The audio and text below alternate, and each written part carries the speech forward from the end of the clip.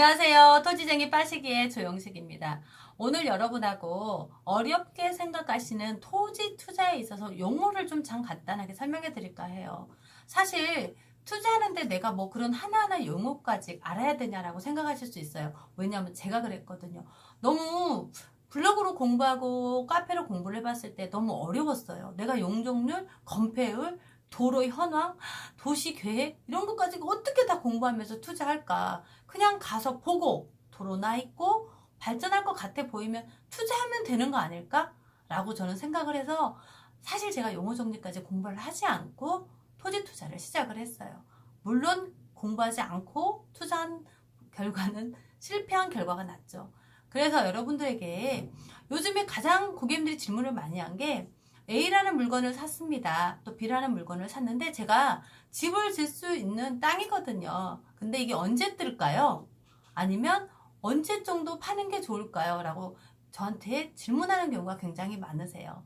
그래서 제가 그걸 분석을 해보면 고객님들이 알고 계신 것처럼 집을 짓는 주거의 형태를 가지고 계신 분은 한 10에서 20%밖에 되지 않으세요. 여러분, 제가 집을 짓고 건축행위가 가능하다라고 토지 투자에 있어서 많이 말씀을 드렸는데 그건 도시 지역이라고 하는 정해져 있어요. 이건 예를 들면 사람한테 주민등록 등본을 떼면 다 집이 주소가 나와 있듯이 토지를 보면 떼면 용도가 이건 농사를 지어라, 이건 도시로 편승이 된다, 그리고 집을 지어라, 상가를 지어라, 이렇게 정해져 있다는 뜻이에요. 그렇기 때문에 도시지역과 건폐율과 용적률 정도는 투자를 하시는 분은 알고 계셔야 된다는 거예요. 쉽게 물건을 제가 하나 예를 들어 볼게요. 이게 지금 남북 이축이라고 왜 지금 공사하고 있는 도로와 연결이 되는 거잖아요.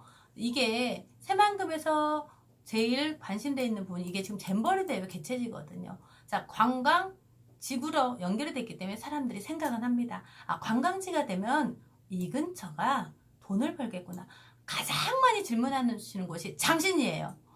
안타까운 건 장신리 중에 제가 지금 현재 봤을 때 안타까운 분 중에 이제 예를 들면 농림지역을 가지고 계신 분이 있어요. 물론 처음부터 가지고 계신 분이라면 모르겠지만 투자의 목적으로 사신다는 거예요. 농림지역, 보존, 관리지역을 가지고 계셔요. 이게 지금 잘 열어보면 여기가 산이에요. 보존, 말 그대로 보존을 한 뜻이거든요. 여러분, 산을 보존해서 이게 도시로 편승이 될 확률이 몇 퍼센트나 될까요? 굉장히 어렵다고 보는 거예요. 농림지역, 농사를 지라고 지금 정해놓는 땅이라는 거예요. 자, 비도시 지역 중에 이렇게 계획관리 지역이 여기에 조금 있습니다. 그나마 이 계획관리 지역이 있는데 이게 지금 새만금을 바라보고 있거든요. 계획관리 지역은 좀 럭비공 같다고 해요. 도시가 다 형성이 됐을 때 팽창이 될 수 있는 부분이거든요.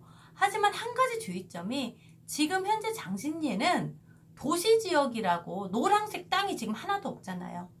그렇기 때문에 럭비콩처럼 언제 튈지 모를 때까지 기다려야 된다는 그런 아쉬운 점이 있어요. 그렇기 때문에 여러분들이 이 용어 부분을 좀 아셨으면 좋겠어서 제가 말씀을 드리는 거예요. 용적률, 건폐율. 사실 어렵다 하시는 부분이 이유가 있다고 하는 일화가 있어요. 토지 투자를 하실 때 너무 쉬우면 다 돈을 벌기 때문에 어쩌면 용어를 이렇게 어렵게 만들어 놨나? 라는 일화가 있거든요. 여러분은 그 좁은 길을 통과하셔서 공부해 두시고 정말 성공적인 토지 투자를 하시길 바라는 의미에서 제가 이걸 준비했습니다. 자, 여러분 쉽게 이것부터 볼게요. 용적률과 건폐율이 무엇일까? 부터 보겠습니다. 자, 용적률은 내 땅에 건물을 지을 수 있는 높이예요. 자, 지하는 제외됩니다. 내가 예를 들어 100평짜리 땅을 샀어요. 그 100평짜리를 1층으로만 지을 수 있는 건물의 용도로 사는 게 좋을까요? 4층짜리 지을 수 있는 용도 땅이 좋을까요? 그렇죠. 4층짜리 이왕이면 지을 수 있는 용도 땅을 사는 게 더 좋겠죠. 자, 두 번째, 건폐율. 건물의 퍼센테이지가 내가 100평을 샀어요. 100평에 20평만 지을 수 있는 땅을 사는 게 좋을까요? 100평에 80평, 70평, 이렇게 60평 크게 지을 수 있는 땅을 사는 게 좋을까요? 1번, 2번. 예, 맞습니다. 가격이 좀 있더라도 내가 넓고 높게 짓는 건물 용도로 사는 게 좋다는 거죠. 그게 도시지역이라는 거예요. 그래서 여러분 보시면 제가 왜 몇 번 강조했잖아요. 도시지역 중에 주거지를 먼저 투자를 해야 된다. 주거지와 상업지 용도가 우리나라의 2.5%밖에 해당되지 않는다. 이게 그래서 연결이 되는 겁니다. 보시면 건폐율은 70% 이하 보이시죠? 상업지는 90% 이하, 그리고 아까 보존지역도 계획관리는 40% 이하, 자연녹지 20% 이하. 이게 퍼센테이지가 내려가잖아요. 그렇죠. 그러니까 내가 높은 거를 살수록 좋다는 거예요. 그리고 용적률이 이렇게 높은 거를 쓸수록 좋다는 거죠. 그렇기 때문에 보면 이것도 또 어떤 분은 또 이렇게 생각하세요. 아, 일종 주거다 라고 하시는데 일종 전용 주거예요. 전용으로 주택만 지으라는 거예요. 근데 이왕이면 일종 일반 주거는 여러분께서 상가나 또는 원룸을 지을 수 있는 용도가 될 수 있거든요. 이종은 아파트 부지라고 생각하시면 돼요. 여러분들은 지금 내가 아파트에 살고 있어요, 주택에 살고 있어요. 이걸 전문가 용어로 따지자면 나는 일종 일반 주거에 살고 있고 아파트는 이종 일반 주거에 살고 있다. 그리고 신도시라든지 도시가 팽창이 된 곳은 굉장히 요즘에 또 3종 일반 주거로 아파트가 확장이 되면서 3종으로 확장된다라고 생각하시면 되는 거예요. 이렇게 퍼센테이지가 다르다. 그래서 도시지역을 투자를 하는 거다. 이어지는 겁니다. 이제 하나 여기서 참고로 할 거 도시지역 중에 공업지역이 있죠.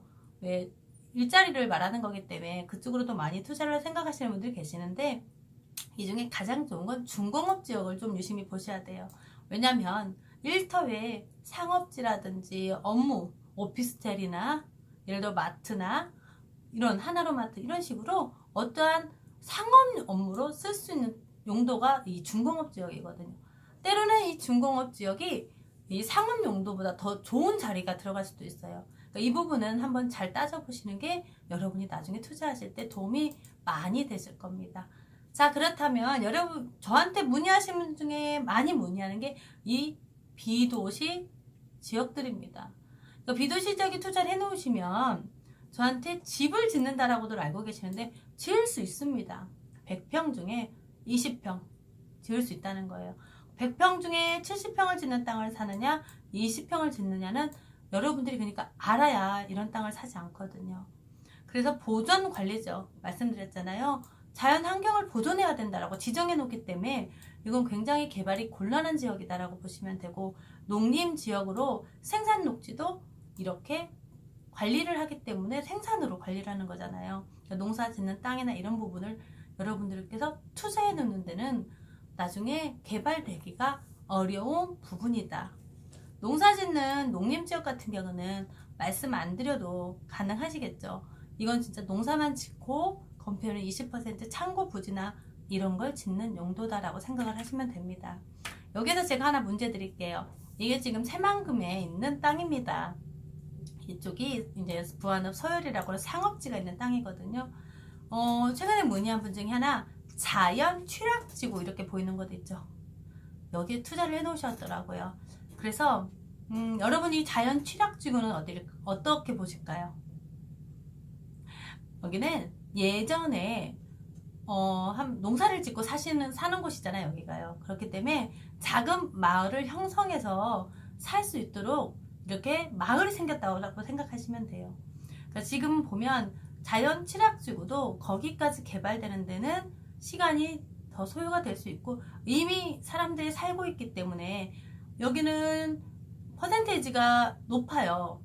그렇지만 거기에 비해서 자연 취락지구는 사람들이 이미 기존 사람들 살고 있기 때문에 신도시가 생긴다든지 이렇게 하기에는 좀 시간이 많이 걸릴 수 있고 안 될 수 있는 부분 중에 하나라는 거예요. 이걸 이해하려면 이 용적률과 건폐율을 이해하시면서 이렇게 되는구나. 그래서 지난번에 제가 왜 여러분 100평 사셨을 때 이렇게 20평짜리 건물 하나 사는 땅을 사시겠습니까? 이렇게 높은 건물을 올릴 수 있는 땅을 사시겠습니까? 라고 질문드렸죠. 이제 이해되시죠? 이게 도시 지역의 땅만 높게 올릴 수 있다 라고 보시면 돼요.